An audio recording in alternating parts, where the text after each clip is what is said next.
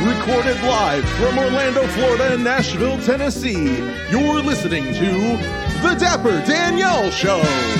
Starring Ian Wilson, Clarence Kelly. And now, here's your host, the one and only, The Dapper Danielle. We are back from our time over at Disneyland, and one of the videos I was not expecting to get such an interesting response from was the video about your wife, Jacqueline, Ian. I was expecting it. I was expecting it to get a very viral response because I think it struck a chord with people that have experienced maybe something similar in the past. Maybe they haven't experienced something similar. Either way, I think it's just something that you hear about, but when you can experience it fresh through someone's eyes who's never experienced it before, I don't know. So it wasn't surprising to me that it went viral, but continue. Well, and it didn't go as viral as I wanted it to. I mean, the TikTok algorithm is currently doing me dirty after its most recent update, but it's doing it dirty to all creators, and we're having a great time over here struggling. Anyway, but it still did better compared to most of the other videos that I've posted from Disneyland. And in particular, it is my sister Jacqueline's reaction, Ian's wife, to seeing the Disneyland castle for the first time in it's been about 20 years, right? Is that what we decided? It's been about almost 20 years. Almost that, if not more. Right. And so when Jacqueline was last in Disneyland, she was the youngest out of us. So she was maybe in first grade. Is that what we decided? No. Or was it kindergarten? No, maybe second grade. I don't think it was that young because I was in middle school. Okay. If you were in middle school, which would have been school for Jacqueline. Right, but still relatively young. And it's been a good amount of time. So she does not have any recollection of the Disneyland castle. And of course, she has seen Disney World, though, quite a lot here in the past couple of years. So to see the stark difference in size, she was like, oh, actually, explain when we first made this realization that Jacqueline doesn't remember what it looks like. Well, I don't know. I mean, I had been to, this is my first time going to Disneyland since about 2016 or so. So I had gone as a teenager in high school. I had, kind of a similar experience of, okay, yes, I've grown up going to Disney World all the time. And then, as you're an adult, you come over, you realize, wow, okay, the Disneyland castle is just way smaller. You're not really prepared for it. So knowing that Jacqueline likes to know the plan, she has expectations for Disney. She's the planner of the family.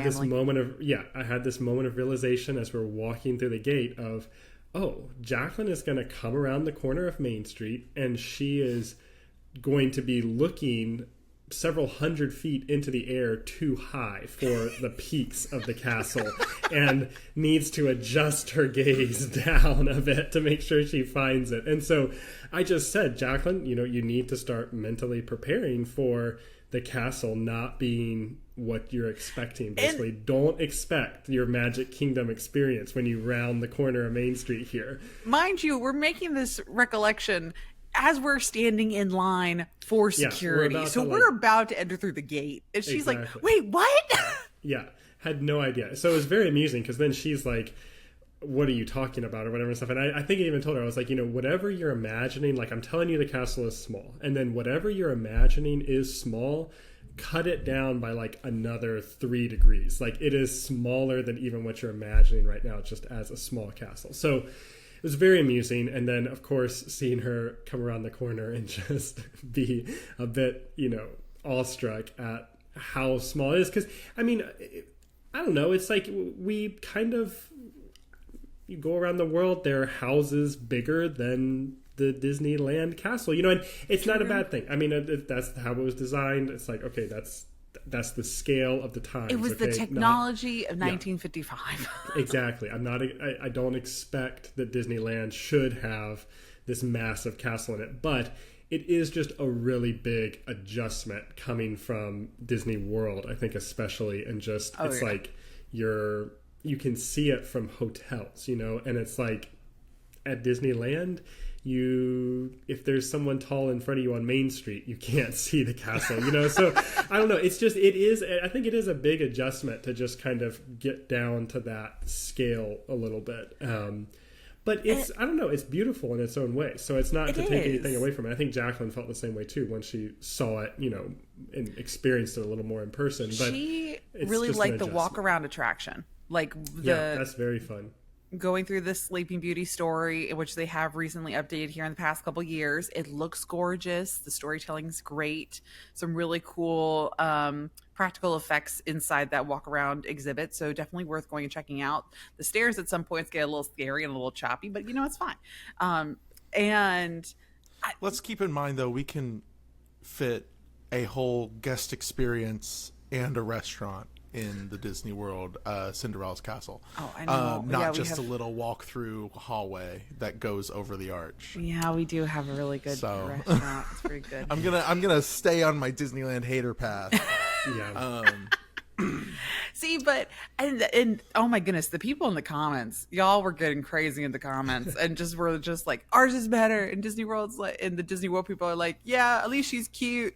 And like, I was like, guys, calm down. This is just a natural reaction. You don't need to take it so personally.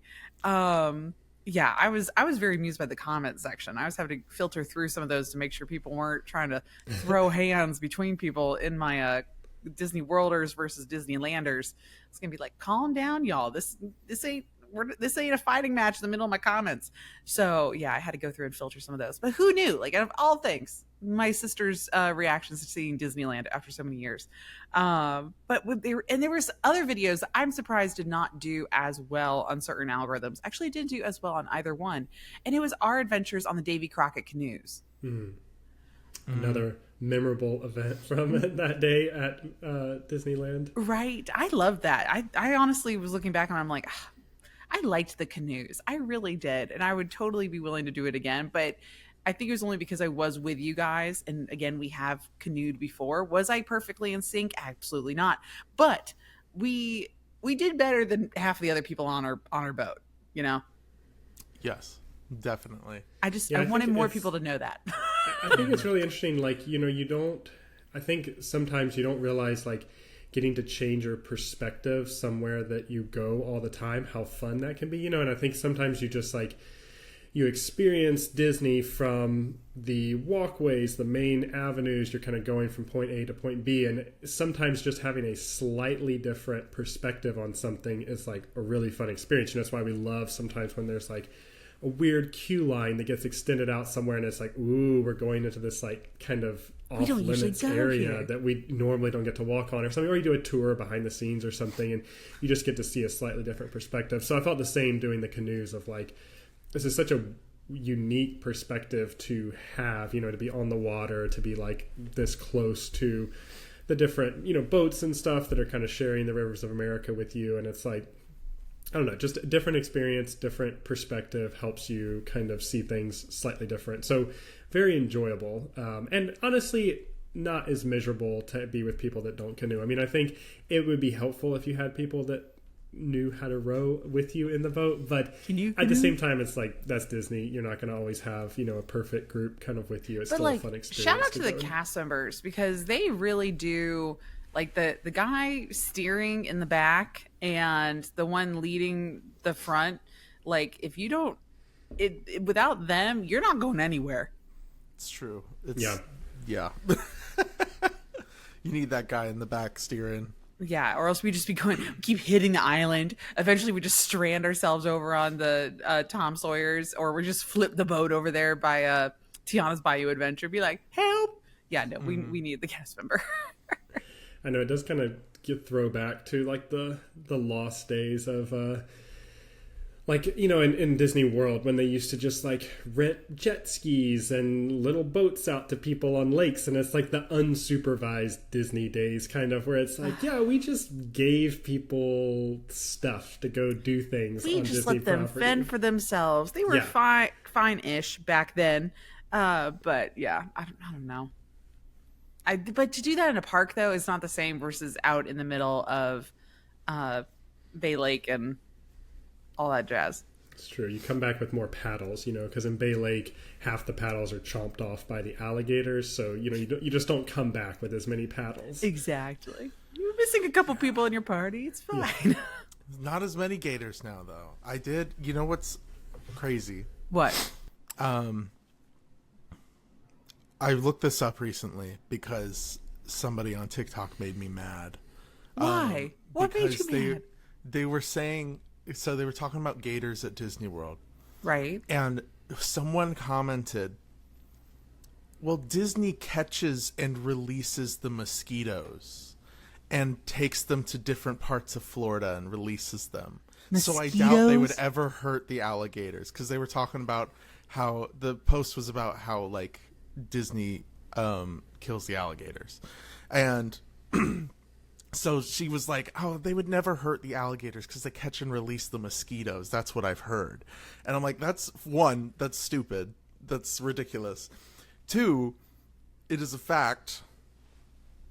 This is the statistic I found, and I commented back because I was so annoyed. Between 2016 and 2021, over 250 alligators had been caught and removed from Disney property. The majority have been euthanized. Yes. For gator meat. So there's always gators in the water. They are chomping off the paddles. Just was something that I thought, like, for some reason came up. And anyway, that made me think of it, Ian. Maybe I'll edit this out. I don't know. No, I mean, it's something to mention, because I think people forget, like, yeah, guys, yeah, we're Disney World property. Yes, it is the Disney bubble, but it's also still very much swampland in Florida. And with so much of the surrounding area being developed, the waterways inside Disney World are some of the last remaining waterways that is kind of becoming a safe haven in between the Orlando and the Everglades down south. So there are gators all over the place. And you notice I was not surprised when you said how much of a percentage were euthanized. And that was because there is a Florida law of if they are so comfortable with humans and they are over a certain size, then yes, they can be removed. If they are under a certain footage, then they have to be relocated and moved to a different location. Usually it is to a nature preserve that's a couple miles away from property. Mm-hmm. So anyway, do we want to jump into some news? I say we jump into some news. Perfect. Okay, I thought this was very interesting. Or actually, Danielle, can you do a proper intro greeting now that we're 13 minutes in? Oh, yes. Well, hello, everybody, and welcome back to the Dapper Danielle Show. I am your host, the Dapper Danielle, and I am joined by my brother, Clarence Kelly, and my brother-in-law, Ian Wilson. And we are going to be talking through some of our adventures because we just returned back to Disneyland.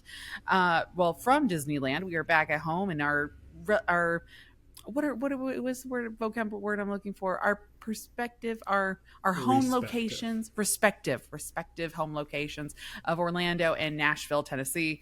And we have been reflecting on our time in Disneyland. And that's going to be some of our main topic and some of our differences that we noticed. We kind of touched on that a little bit already with my sister Jacqueline's reaction to seeing the Disneyland castle. But there's also some breaking news that we've seen because Disney just recently had a ton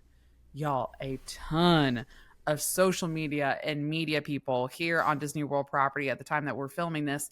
And our friends Twin Sauce, Luke and Paul, were actually just in town. And that's really the only reason why I knew about any of this really happening was because of them. And they had about 400 media people, random influencers, podcasters. They had all these newspaper people were all here covering this. And I think it's so interesting that they're covering this news stuff when D23 and more announcements are coming literally next weekend. Very interesting. But some of the news that we did get was Beak and Barrel over in Walt Disney World's Magic Kingdom. It is our first bar location, and I was not anticipating how interactive it is. Have you guys seen video that was released yesterday?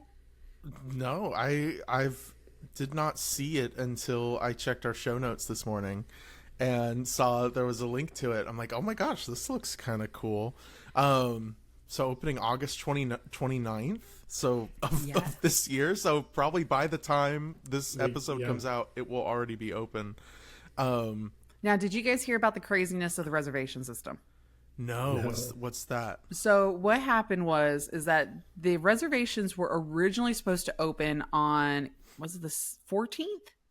August 14th, I believe, or August 17th, one of the two. And when it opened, originally the entire website shut down and they could not get it up and working.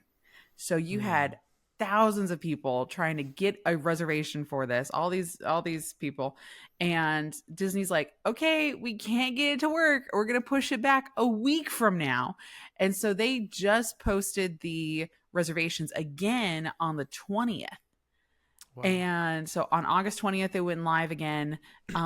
Most reservations were gone within seconds, minutes, and the struggle is that you can't just grab a reservation just to grab a reservation, because on certain nights that they're open is also a Halloween party night and or a Christmas party night.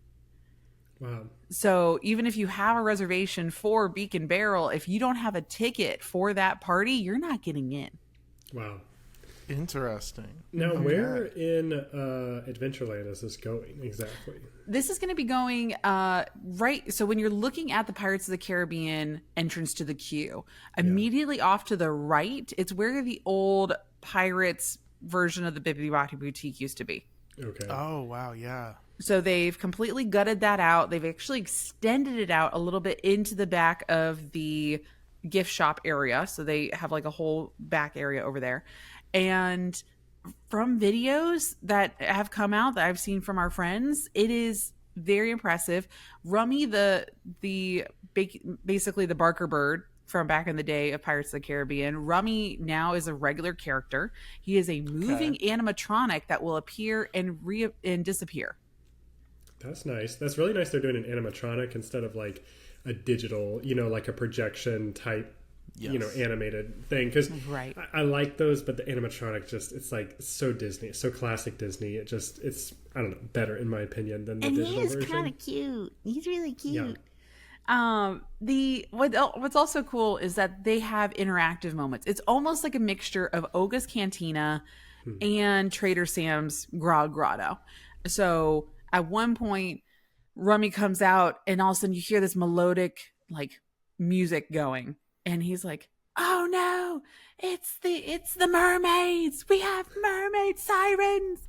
And they're like, "Don't listen to the music." And so then all the bartenders are like, cover your ears, all this other stuff. And then all these interactive pieces, or Rummy will come out and will start a chant or like a yo-ho, and we'll start the song up, and then he'll disappear for a little bit. And all the bartenders there are so into it. They were having so much fun in their test day with all the social media people here yesterday. And I'm excited. I hope that this does well and that people don't ruin the intentionality of what the storyline's supposed to be. So Danielle, what is it with you and little feathered friends? Because I feel like, is Rummy going to become the third addition to Orangebird, Chubby, and Rummy? Rummy feels like the one friend that's like always a little bit tipsy out on like, get-togethers with the other friends. He's the drunken best friend of my bird friends. I don't know what it is. And that's what's funny. I don't love real birds in real life, but give me an animatronic or a cartoon bird, I'm all over it. Or maybe it's just a fruit bird, a cartoon bird, and a pirate bird. I don't know. But I do really like Rummy. And I even before they did a pin set series where it was like a trading pin set for the Pirates of the Caribbean. And they brought Rummy out, or Barker Bird, before they announced what his name was. And I immediately traded for that pin because I was like, oh my goodness, I love him so much. So maybe Rummy is going to become one of the new addition to my bird friends. I don't know. I think so. I think that's what's going to happen. I'm looking at the menu. Looks delicious. Yes, but it is very expensive. I mean, you're looking at $20 for a drink. But that's normal though. I would say between $17 to $23 is kind of the average alcoholic drink price. Yeah. For Disney. For Disney, yes. I'm here in Nashville paying $10 or $11 for a cocktail. So I don't know, if you're at a nice bar here in Nashville, I would say you're 15, 17, $20. That's not crazy. I would it depends on where. If you go to Attaboy, it's $18. Yeah, but that's like a unique experience. But if you're going to we got to pay Rummy somehow here, okay? You know, That's think true. he's working off tips? They are There's pirates. No tips for Rummy. I guess I'm also curious too about this. Do you think it's going to be like Oga's Cantina, where you have like a 40-minute cap and then they tell you get out? I would assume so. I would think so? absolutely assume so, because if you're going to have people wanting to stay there and watch the entire rotation of experiences, we don't know how long that rotation is. Does Rummy come out every 7 minutes? Does a new transition happen or something like that? Or does it vary depending on your party size? So we just don't know. And we won't know that until the first day of operation and seeing that kind of flow through. And we can't really compare it to other places like Oga's Cantina over in Disneyland supposedly just dropped their reservation system. So you can, it's a standby walk up only, unless you already had a reservation, then they're still honoring it. But anybody new coming forward, it's just walk up. That is not the case, y'all, still here in Hollywood Studios. So it is still a reservation for us. I wonder if is it not as popular out in California as it is here?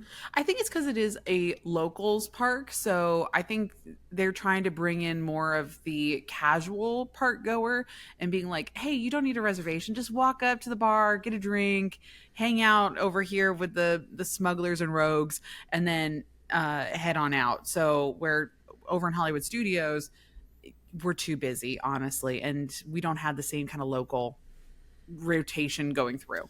Yeah, definitely. Well, I'm excited about it. I think it looks cute. The photos look really good. I am looking forward to trying it. I'll get y'all in eventually. Yeah, exactly. We'll see how soon we can get a reservation in there. Next time we come down, we will have to try to make a trip. We'll have to try. And y'all, I did not get a reservation for this at all. I'm going to have to piggyback off somebody else that either somebody canceled in their party, and I'm just going to be like, hey, can I be your third party person? Thank you very much. And just piggyback off them. Mm-hmm. Nice Kermit impression. Thank you. Ties into our next topic. Speaking of Kermit, we've got some first looks, some concept art of the new skin for Rock and Roller Coaster. Yes. With the Electric Mayhem, and it looks kind of exactly how I expected it to look. It's just a reskin of the old like pre-show, but I do love like for some of the concept art, which we can probably throw it up here. You got the penguins in the control room for the studio, and then you got Scooter off to the side as producer. I don't know what Kermit is doing in like one of the isolation booths over there on the right, and Miss Piggy as well. I feel like it's supposed to represent a mixture of practical effects. So I feel like the Miss Piggy is probably going to pop up as like a video call into the studio, and then the Kermit's going to be on the other screen, and they'll probably say something back, or he's like the producer kind of thing. But the penguins, based off their placement on the soundboard, I believe they are recycling some of the penguin animatronics from Muppet Vision, because that kind of fits the vibe. And honestly, the one kind of looks like, his hand position is already in the position of the drummer penguin. And then Scooter would probably be a brand new animatronic, or he's going to be a holographic effect. Oh, so I think it's just showing the different layers that are going to be in this. We don't know anything else besides that. We saw what the skin's gonna be like on the outside of the guitar now. I'm kind of excited for that. I don't know. This is making me hopeful. I am shocked by the amount of people that are so against the Muppets going to Rock and Roller Coaster. Really? Why? Like, I don't know. And I'm just like, guys, when was the last time any of you have listened to Aerosmith? And like, Aerosmith is not very Disney. Like, I mean, yes, they're, a big band, but it's like, but what's their connection to Disney at all, you know? They're officially retiring here soon. Wasn't there some problematic things that came out with half of the band here a couple years ago? Like, it's time to move on. The Muppets do not age. The Aerosmith has aged. Yeah, I mean, think yeah, they're old, but Right.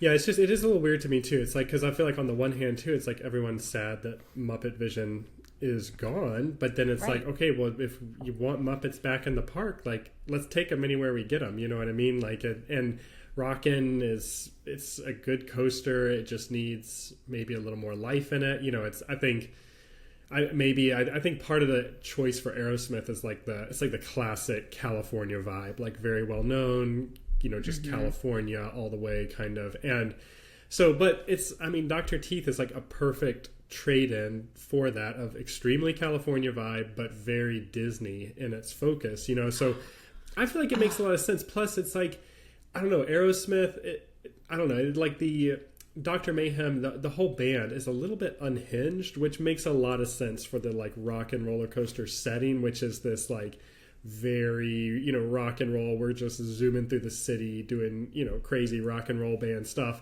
Really fits for the Dr.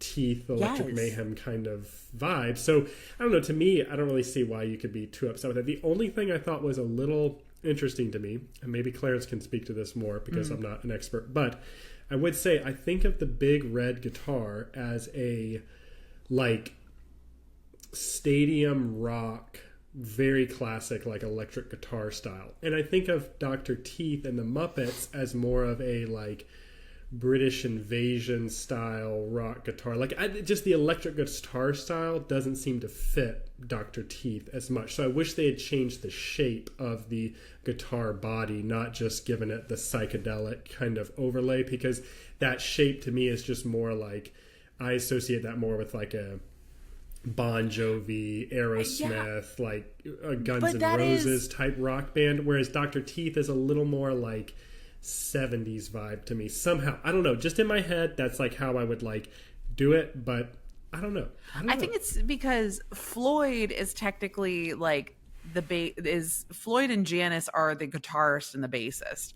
So when you think of the lead is an organist. So who is Dr. Teeth. So I think that's why, maybe. I don't know, Clarence, what do you think? Maybe. I think so. Janice plays a Les Paul. And which they do Floyd have in the queue when he's like, hey, can you grab my black Les Paul? It's also a Les Paul. Gotcha. But Floyd plays what looks like a Fender Jazzmaster bass. And the guitar at the front of Rock and Roller Coaster most closely resembles like a Fender Stratocaster, in my opinion, which is probably one of the most universal guitars. It's literally what I have back here, behind me, just in a different color. Oh. And so, I mean, Fender Strats are like super universal. They are used by pretty much every genre of music, so it makes sense to me to like, it's not like a Flying V electric which is like very iconic to a particular genre of music. The Strat like can kind of, because I'm pretty sure Hendrix played a Strat, and he's very much that like he gives Dr. Teeth vibes, in my opinion, you know, kind of psychedelic blues rock. Dr. Teeth is so cool. Sorry, I'm just thinking about my Muppets, and there was they actually came out during the announcement of this, and when I tell you, I went to Luke and Paul after I saw this video. I met up with them in Epcot, and I smacked him on the arm, and I said, "How dare you see the Muppets? And I have not seen them in person yet." And I was so jealous of them. They ended up sending me all their B-roll footage afterwards. They're just like, "We know you would appreciate this," and they just they did a drop file to me, and I was just like, "This is amazing." But yeah, Dr. Teeth, Scooter, Fozzie, Kermit all came out to talk about it, and I was so jealous. But yes, Dr. Teeth is just so cool.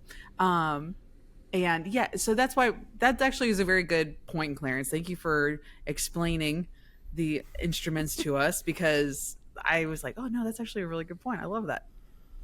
Yeah, and what's funny, even funnier, if What? you really think about it, the way the Strat is positioned in the out front of Rock and Roller Coaster is it's a right-handed guitar set up as if it's being played left-handed, which is exactly how Jimi Hendrix played his guitar, his Stratocaster. So it just feels on brand for something kind of like psychedelic feeling. So I'm excited for it. I think That's a great fun fact, Clarence. I love that. just a fun little, just a little thing. Next time you see it, you can tell all your friends, oh, that Strat is upside down.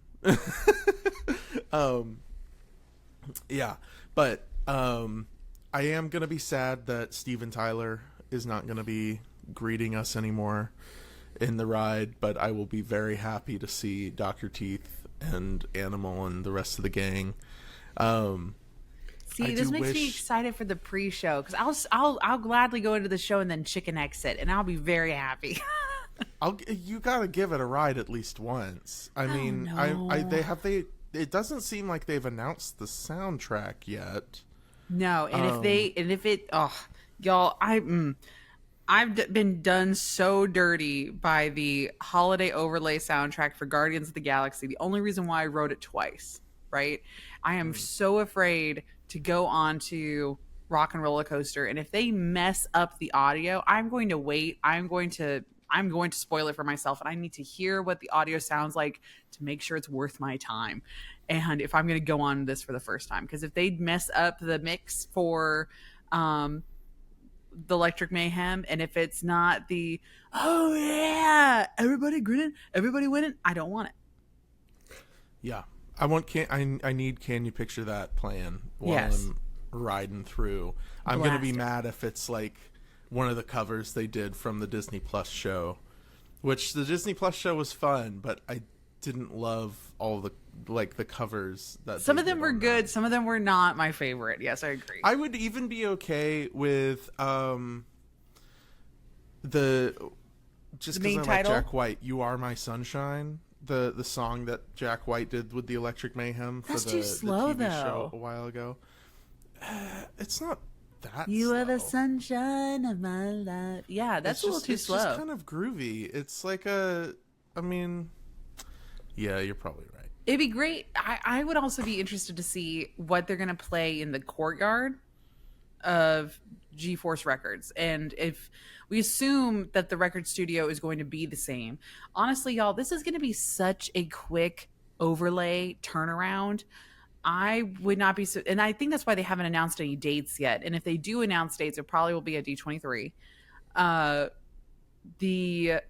expect this to be only a couple month downtime, because they're not changing the ride itself.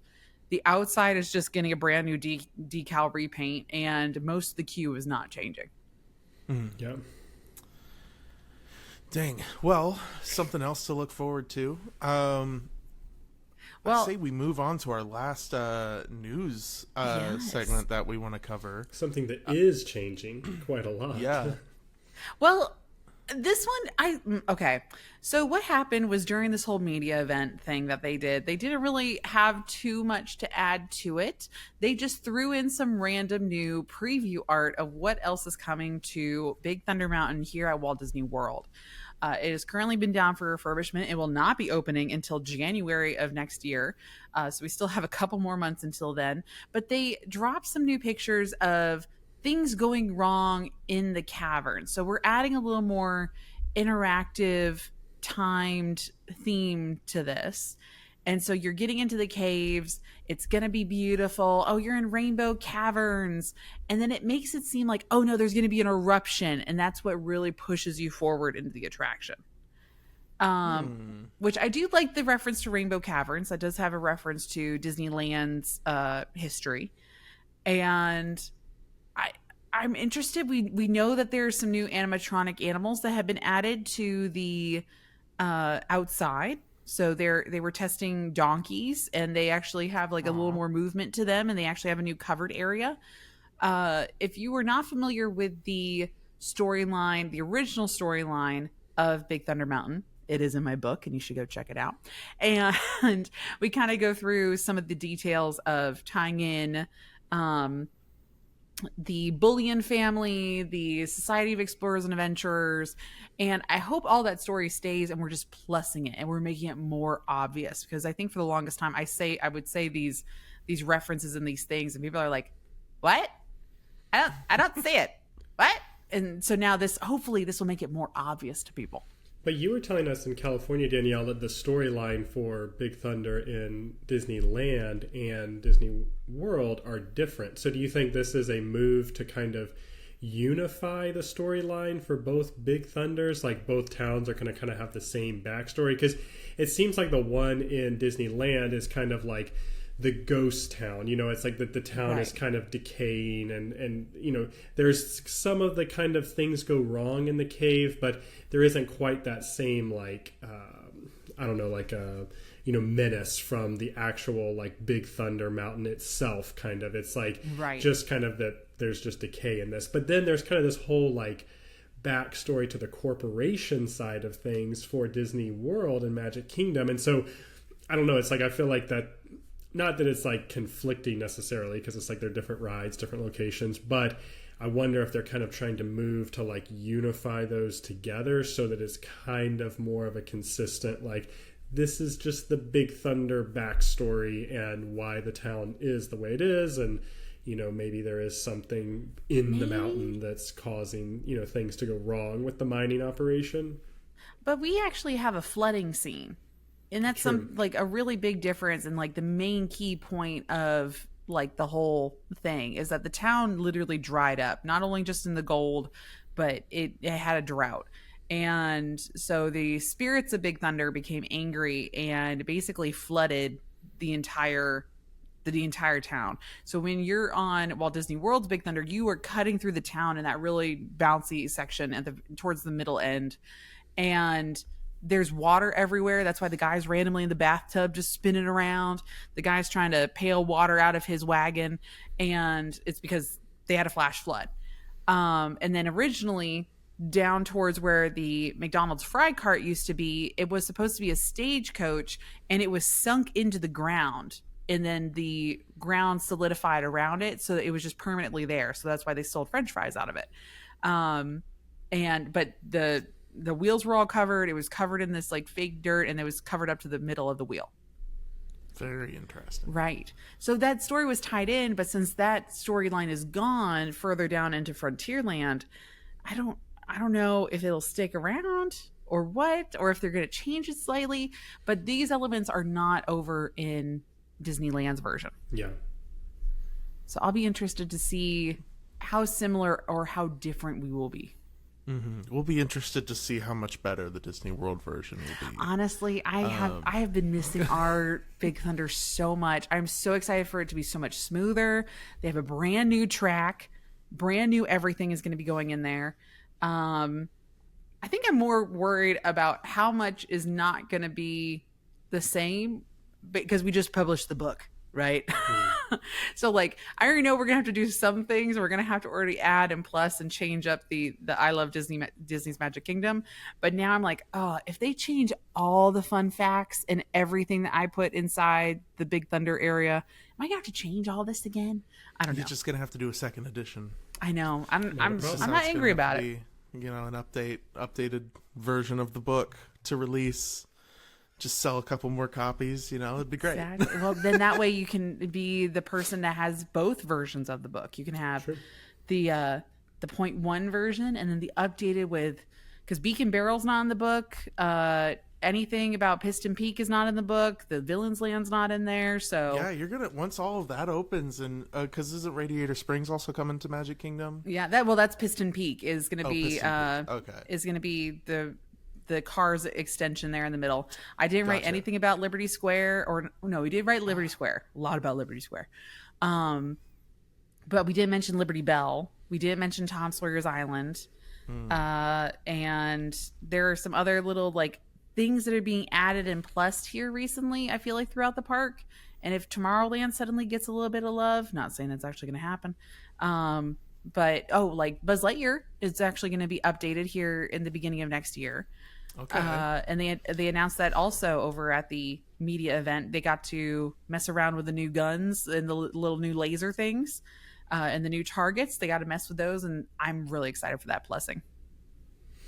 Yeah, I think it's going to be really cool. I think I feel like we have to just look at it as like everyone has experiences at Disney, and so we're not necessarily going to perfectly capture the way Disney is at its current moment, but we're preserving those experiences in some way for the people that did experience them, that, you know, remember the old Big Thunder and stuff like that. So yeah, there's always going to be changes at Disney, but we still read. But are they going to remove my reference of the Apple Dumpling Gang? That's all I care about. I don't know, Danielle. I like that little reference. Forever. I hope so. I hope so.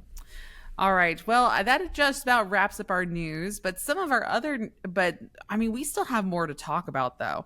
Always. We got a lot to talk about. A lot of things to talk about. We have not. Honestly, by the time we're recording this, our other episodes have not released yet. So you heard that thing about respecting cast members. I want to hear those cast member stories. I still want to hear those. So make sure you are sending those over into the email address as well. Did we decide on what email I'm sending that to? I think it's just the Dapper Danielle one, the one in your link tree. The Dapper Danielle at gmail.com is where I want to see those stories. And hopefully here in the next couple of episodes, I'll be able to start sprinkling those in, because I do want to hear those, and I really want to cover those to highlight some of our cast member things that you probably don't care about, but we really do. Anyway, moving on. Do we want to make here, just to pause before we jump into the segment, do we want to make a Dapper Danielle show email for this? I was wondering that. I actually can do that through. I might be able to set it up through my website. Okay. And then that way it's podcast@thedapperdanielle.com. Oh. Okay. So let me see if I can. I'll just say that real quick, and then I can make sure I can actually do that. Okay. Actually, we're going to change it up a little bit. So in one of the last episodes, I did say a different email. So this email is going to be specifically just for your stories, and just so you can reach out to the podcast. You can talk to us. This is also another really great way that you can send in reviews too. So if you're on one of the platforms that you only can leave the stars, it won't let you leave reviews. You can send us a review, and I'll make sure to read through it. It's going to be podcast@thedapperdanielle.com. And that's where you can email your stories and everything else too. So, all right, guys. Well, the main reason why I brought you in today is to talk about some of those differences, the things that you loved, the things that you're like, why, about your time over in Disneyland versus Disney World. Are you guys ready to get into it? I'm so ready. You have no idea. Okay. I want to preface this with y'all need to be respectful of the Disneylanders. I know we have a lot of Disneylanders in here, and they are very protective about their park, just like how we are about Disney World. So I want to make sure you guys are nice, play nice. Okay? We will be nice. I get it. I'm also very protective. I was going to say something sassy, and I lost my train of thought. Anyway, because I told you to calm down. Well, one thing I think we all could agree on is we loved the food over in Disneyland. Yes.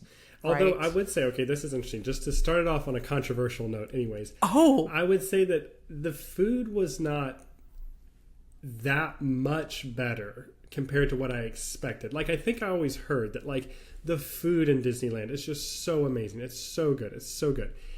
And I felt like I went and I was like, okay, yes, Disneyland's food definitely wins. Clearly, I enjoyed a lot of my food there a lot more. Mm-hmm. But I think when you take into account things like Epcot's Food and Wine Festival, the different kiosks we have available in Disney World, I was like, yeah, it does win Disneyland, but it's not wow, just so incredible. I think Disney World has really stepped up their game recently in that respect for the food, at least. So I feel like there's better offerings at Disney World than there used to be. If we were doing this 5 years ago. Now, are you saying Disney World as a whole, or are you comparing Magic Kingdom to Disneyland? I think It's a little bit of both, because there's also some really good things in California Adventure that I feel like we like draw on for our experience of Disneyland's food. So I feel like when you just compare the parks as a whole to each other, I think Disneyland still has the edge right now. But I do think that there are some elements of food up and coming where I'm like, yeah, I could see Disney World really catching up in the next couple of years and there not being as big of a gap. But I think in general, I feel like, especially when it comes to like quick service options at Disneyland, the options are just better. It's like just the food you're going to get, it's just a higher quality. Whereas at Disney World, it just feels like it's kind of the same burger done different ways basically around the park, especially at like Magic Kingdom. So yeah, anyways, a little basically more selection. So I think the variety is much better at Disneyland. So yeah, especially, I mean, I still think probably my favorite thing was that garlic butter brat that we had right outside of the Matterhorn. Good. That was really good. Surprise! And I wouldn't have thought to put those things, together necessarily, but I really, really enjoyed that and would definitely do it again. Again, something that if we were at Disney World and it was 105 degrees, 100% humidity, big old brat on a garlicky pretzel, it just doesn't hit the same, but when it's that 70 degree perfect temperature in California, you can just really enjoy the heavier food that you don't always enjoy at Disney World. So I was very impressed by that. That was probably one of my favorite food items that we got while we were at Disneyland. So what we're talking about in particular is called the cheesy garlic pretzel bread, and this is available over at Edelweiss Snacks in Disneyland, which is near the Matterhorn, and the same item is also sold just outside of the castle at Maurice's Treats, right there in the corner of Fantasyland. So what a lot of people do, and I didn't get to experience this with y'all, is that they will buy not the one with the brat in it. They'll just get the cheesy bread, and they won't get the marinara sauce. I love the marinara sauce, honestly. So they'll get just the roll, and then they'll take it over next door to Bengal Barbecue, which is a quick service area in Adventureland where you can just get skewers, and they will just get like a chicken skewer or the beef skewer, and they will take it and open it up and put it into their garlic bread and make it like a sandwich. Okay, wait. People's cheesy garlic bread lasts from Fantasyland walking all the way to Adventureland. I don't think it would last that long in our party. I think it would be 70% devoured by the time we got from Fantasyland to Adventureland. Like, I mean, it's not that far of a walk because, okay, if you're looking at the map, it's a pretty good piece of bread, though. It is. I mean, knowing Dapper Dad, no, he would have to have a walking one and then one for when we actually get to the location. I'm just amazed that people can just hang on to that and just like smell it, hold it as they walk over, then wait in line for more food, get that more food, and it wouldn't last that long. It's already gone by the time we get to Adventureland. The issue I see with this is you're paying already like $10 for this garlic bread. You're paying another $10 for a chicken skewer. It's now a $20 food item. You can get just the skewer. You can get just the chicken skewer or just the beef skewer for $7, and then you can get $17. Right. Well, no, and then just the bread is $8. In the marinara sauce is an extra $1.99. So it costs about the same as the bratwurst did. How much is the brat? Do you have the menu? Yes, I do have the menu. The bratwurst. I can't pull it up. I got you. I still have my Disneyland app up. Okay, so you're looking at $15 for the. Okay, the brat is $13.79. Okay, so it's still cheaper to get the brat by $2. But I don't like bratwurst. I would greatly devour a chicken sandwich. I would try a chicken skewer pretzel thing. If someone could get the pretzel to the skewer place for me, so I didn't have to like look at it and be tempted by it as I walked over to Adventureland. See, I would try it for sure.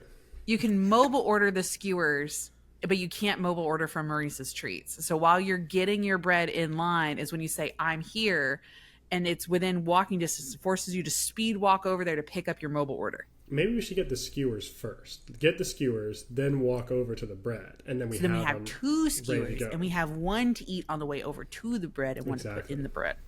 Yes. Okay. I'm open to trying it, but I feel like the brat was good enough on its own. It's like I'm just happy with the brat. And honestly, I put some of that marinara on the brat. That was killer. Was it really? Oh, it was so good. I am a big fan of this brat. I think something that shocked me when we were in Disneyland was how good the cart food was. Yes. Compared to Disney World, because cart food in Disney World is just really kind of abysmal in my opinion. But we have so many sit-down restaurants where they have no sit-down restaurants. That's the thing Disney has going for it. Disney World has going for it is there are way more sit-down restaurants. I feel like there's more quick service too, but like the cart food is pretty sad. I really don't think the cheeseburger egg rolls are that good. They need to be spiced up. We got to change it up now. Like I've gotten bored of the cheeseburger egg rolls. Like I like them. I still like them, but I won't purposely go and just pick that up every single time I'm in Magic Kingdom now because it's almost too much. Yeah, but the shawarma cart on Adventure's Campus was pretty good. I was surprised. I was like, this is really good. It's really tasty. For it to be pre-made and just in a little warmer, like we were just like, okay, this will be okay food. And luckily we ordered enough for everybody to get basically one for themselves. And I was like, oh, I don't need one. And I ended up eating an entire chicken shawarma just by myself. They're pretty great. It was very tasty. I am tempted because was it only chicken? Or was there? Oh, there was falafel one as well. Yeah, that was the also falafel good. was really good as well. Had a couple more veggies really on it. Tasty.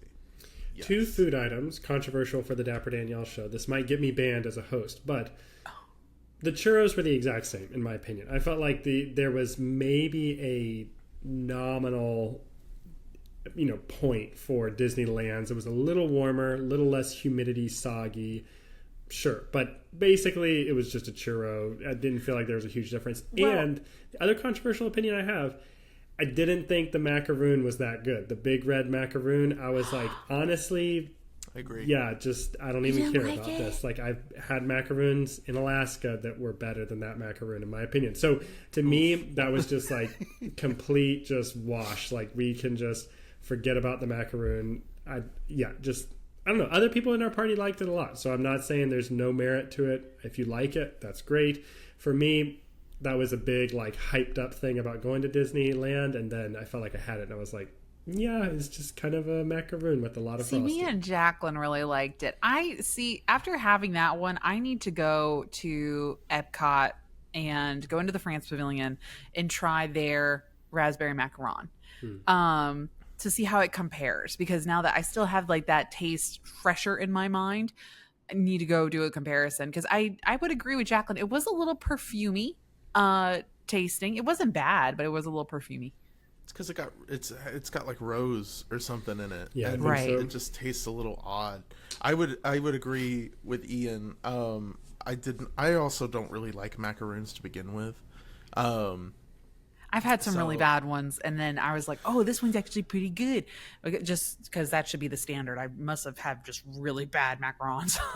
Maybe. But like I remember even when you got it when we were there last October. Oh yeah, you didn't love it then. I was like, this is fine. I was like, this is nasty. I feel like I'm eating a bottle of perfume. I'm like SpongeBob and Patrick running through the perfume section in that episode where they're stuck on the Flying Dutchman, like just being sprayed. Like that's what it feels like eating that macaroon, in my opinion. That's funny. So not a big fan of it, but I also just don't like macaroons in general. But corn dog was pretty yummy. Oh, big fan of that. Did you guys like the corn dog? You guys ended up having the corn dog. I ordered mobile order with Ashley for Jolly Holiday, and I was like, you know what? I'm here. I'm gonna splurge. I'm gonna get my grilled cheese and my tomato soup, and I was living my best life. So, did you guys like the corn dog though? It's good.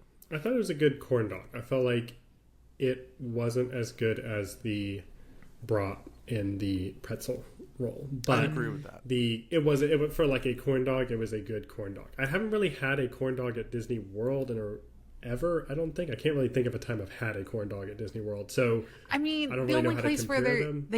they kind of do corn dogs are the mini corn dogs over at Casey's Corner, and that's kind of it. And they taste totally different. Well, I feel like do they have one on the boardwalk too. I feel like there might be a corn dog stand on boardwalk as well that you can. But that's a third party company. It's Okay. not Disney, and they're known. That's Blue Ribbon, and Blue Ribbon is known for their corn dogs. Okay, yeah. So I'd be interested to try a Disney World corn dog to compare, but I feel like it was good. I was like, yeah, this is like classic park food, like whatever. Pretty good experience with that.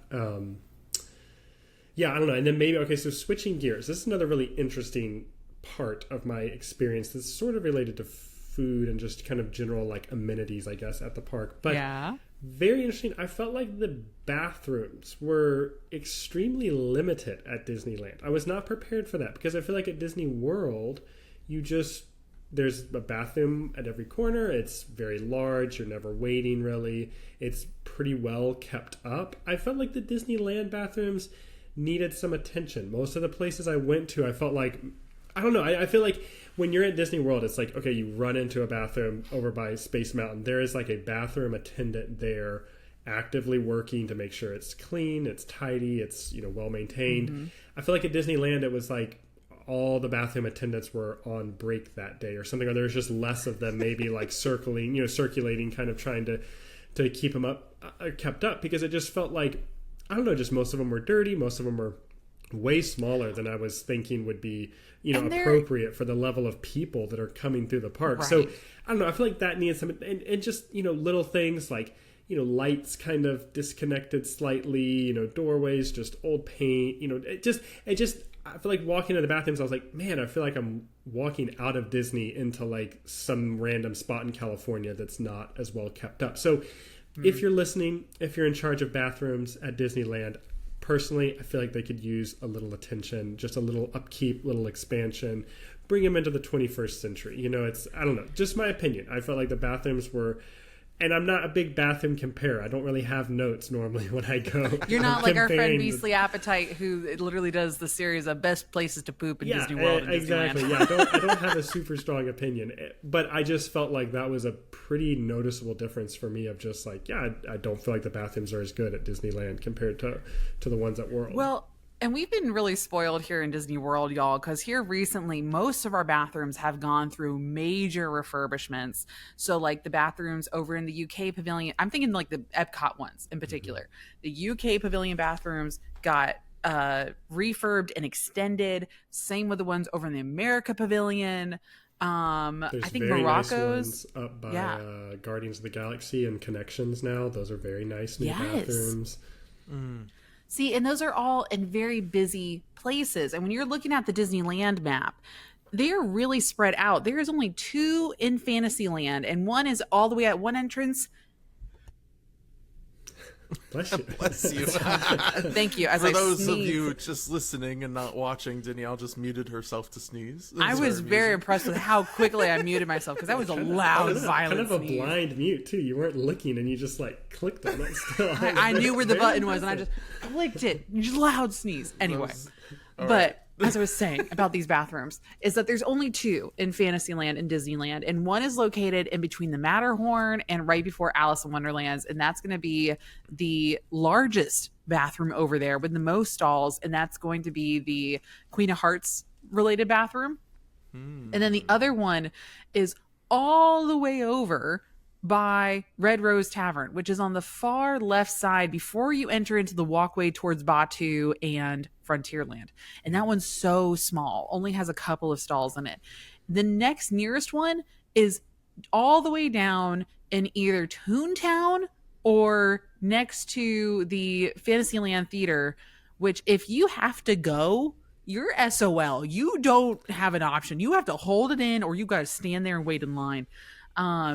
Yeah, I was very, as a family, that we make such a point of knowing where the bathrooms are while we're in Disney World, so that way we can plan out. Well, I mean, we do subconsciously. Because like when we have food stuff, and we make sure we stay very well hydrated. We did not do a good job of staying hydrated in Disneyland. We do a better job while we're here in Disney World, and we kind of know where the next bathroom is after we hydrate. Does that make sense? See, I'm not thinking about a bathroom until I need one. But you know that there will always be one available while you're in Disney World. It's true. I guess, yeah. Y'all really got me going. Yes, about a bathroom right now on this show. It's very amusing. But I do. Like, wow, I'm really going. Queen of Hearts bathroom, interesting. But I do agree. Yes, like there is far more availability in Disney World, right? Because like think about it for our Fantasyland. Right? One of our largest bathrooms is going to be the Rapunzel bathroom, which is on the far left corner of Fantasyland. Then you have one Rapunzel bathroom is always incredibly clean when I go in there. I will say it's one of the cleanest bathrooms in great Disney Magic bathroom. Kingdom. Great Disney bathroom. And it has the great amount of stalls. It's fabulous. And then in the very center, you have Pinocchio's. Okay, that one's hit or miss for me. That one's hit or miss also because it's so busy. I'm really up here like mentally grading bathrooms right now. No, but think about it. Think about it. This is really a good topic to think about. But there's only a handful of attractions in between that bathroom and Rapunzel's. Yes. So you have that walkway. Your next walkway, right? Your next walkway stop, depending on where you're headed off to, is either going to be towards from Pinocchio's, which is in the very center near the carousel here in Walt Disney World. You either go to the back where Be Our Guest is, and then there's the Be Our Guest and Gaston's bathrooms, which is another great restroom, plenty of stalls, and then you go over the smallest one. Top 10 restroom right there. Top 10 restroom and then you go over towards, if you're heading towards Tomorrowland, there's another one right there next to the outside of Alice as well, and right there next to the Tomorrowland Bridge. Right? So you have 4 compared to the 2, and they have so many attractions and so many people, so many toddlers and dirty diapers. That's why it always smells weird over there. And I think it's because they have so many dirty diapers and they don't have enough changing rooms. You heard it here first, folks. Disneyland smells weird. No, but that's a Dapper Danielle fact. There's only like 4 stalls in the majority of the like Disneyland bathrooms, which is okay. Even if the placement is, maybe construction wise, that's all they could do. Whatever. Okay, awesome. 4 stalls for like several 100,000 people is just not going to cut it. Like, I mean, that's just, I don't know. It's just, I don't think for hundreds of toddlers that are screaming their heads off and say, I don't need to use the bathroom. Go pee anyway. Yeah, no, there needs to be more. I just think we could boost that a little bit. Okay, before we end this segment, best bathroom you went in while we were in Disneyland and favorite bathroom in Disney World. I want to know because I know mine. I'll go first. I do. The best bathroom I went into while at Disneyland was at Tongaroa Terrace, or I don't know if I'm saying that right. Yeah, at the Disneyland Hotel, the quick service restaurant. There's a bathroom in the back. That was the best one. It was small. It was quiet. It was clean. Nobody was ever in there when I was in there. Did they have great themed music playing? Yes, and it was all Hawaiian music. It was very relaxing. Relaxing. Inspired me to go deeper and deeper into the jungle. But favorite in Disney World is convention floor of the Contemporary Resort, hidden back behind the elevators. That is a very good one. secret little bathroom. You gotta know about it. That is a nice one, actually. Very, very nicely updated too. Yes, right? I went. Yeah, very nice, very clean. I was just in there the other day when I was down there for a day. You're like, oh, this is back. a great bathroom. And I was like, wow, this is such a great, quiet, clean bathroom. This has got to be my favorite bathroom in all of Disney World. Yeah, so that's mine. I'm curious to know y'all's before we go to the next segment. I would say I didn't mind the Cars bathroom. We went there kind of at night. There was a lot of people right after Shaboom. I was like impressed. It flowed pretty well. It was so that's probably the best one I went in. Best experience I had at Disneyland or California Adventure kind of combo. Then at Disney World, notable one I went into, little small but very luxurious feeling, the Cake Bake on Boardwalk. Very nice bathroom, felt like 10 out of 10. Like if that was my private bathroom, I'd be like, this is very, very luxurious feelings. I like the like full like ceiling to floor kind of divider type setup. It makes me feel very like this is my alcove, my chamber of solace. You know, it's like very nice. So very, very nice experience at the Cake Bake. Well done there. Okay, that is a good one too. Okay, I would say my favorite in Disneyland was actually the Trixie's Powder Room, maybe because it's just Country Bear themed, over at Hungry Bear Barbecue. And at the time we went, there was a screaming child and a screaming mother arguing with each other. But typically this is one of my favorite restrooms to go to because it is big enough.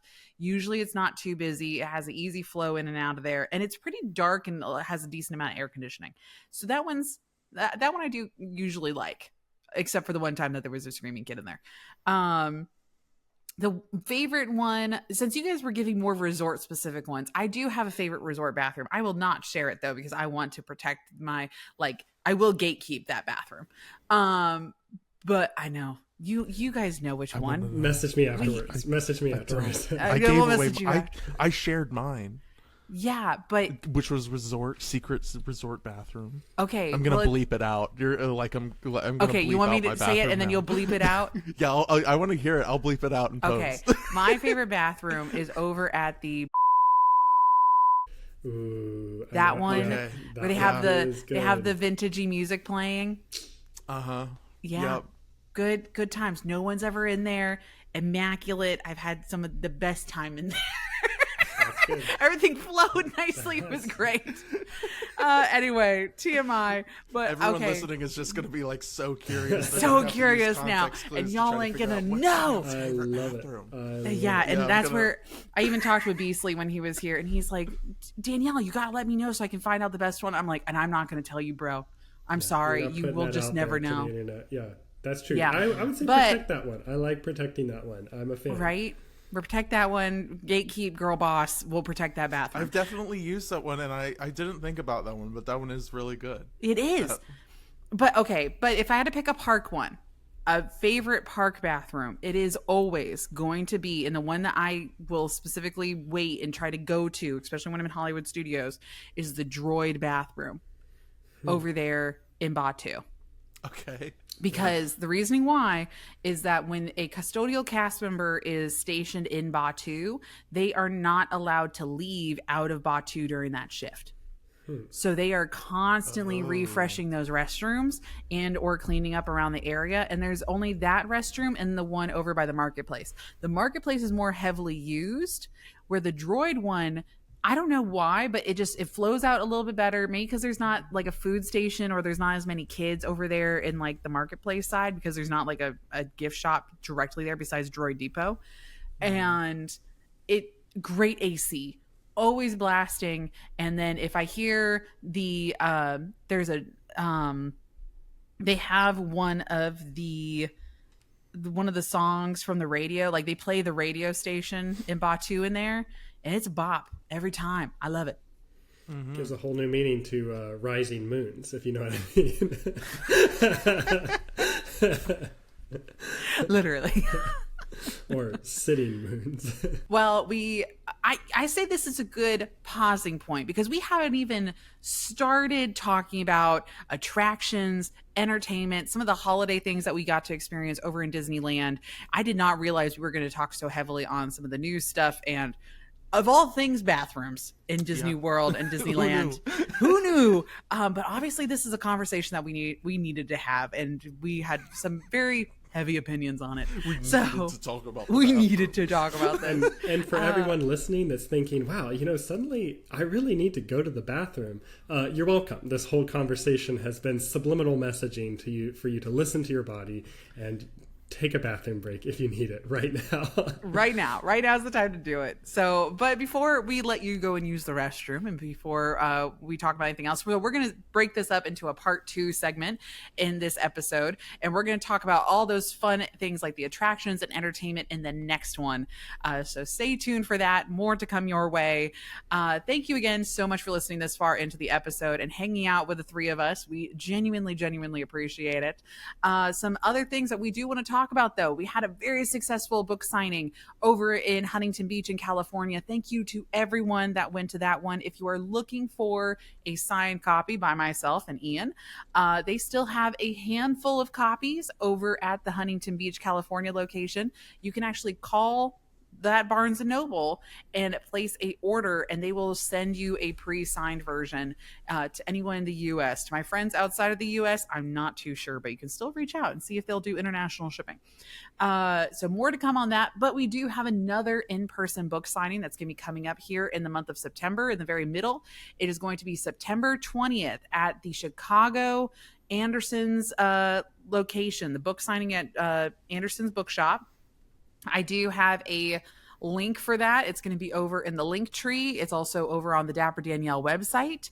I'm going to try to put a link also here in the episode notes as well, so you can see that. It is a reservation system, and you pre-order your book beforehand. Anderson's wants to make sure you're going to show up. So make sure you go ahead and do that. All the information is below, and we do have some more fun, exciting things that we are working on currently for some other events, some new things happening in the works, so more information to come. Thanks again for listening this far into the episode. Guys, do you have anything else to add before we sign off? Be sure to like, comment, subscribe, give us a rating on all platforms. You may have already said this and I missed it, but no, I did. I kind of alluded to it, but I didn't really say it. Yes. If you're listening on Spotify, Apple Podcasts, please leave a review. You can leave comments on podcasts now on Spotify. Leave a comment. We will look at them. We'll read them. If you want to reach out to us, hit us up at podcast@thedapperdanielle.com. If you want to share your favorite bathroom on Disney property, yes, please send it our way. We want to know. And we want to know your secret bathroom spot. We won't share. We won't tell anybody. We'll probably use it ourselves. Should we set this up? I feel like I need to also set this up as a quiz over on the Patreon. I think we're going to do this. I want to know also on the Patreon what people's opinions are on the bathrooms and if they have a favorite. We'll do a bathroom bracket. How about that or something? Or like a bathroom competition. Like, which bathroom is the best? I think this is a great idea. And that's going to be over on the Patreon, everybody. So make sure to go check that out. So let us know your suggestions of which bathrooms need to go into this competition, into this bracket, and we'll put it together. We'll figure out the best bathroom at Disney World. I love maybe this at idea. Disneyland as well. Maybe have competing, like, out of all Disney company, what the best bathroom is. Wow. Well, I'll make sure that my bathroom doesn't get onto the roster because nobody needs to know about this one. This one won't even compete. Yeah, we'll bleep it out. We'll blur it out. It'll just be secret bathroom. Secret bathroom, and then have that one go against all the other ones with no context. It could be like a certain tier of the Patreon. You know, it's like a very exclusive, very high tier.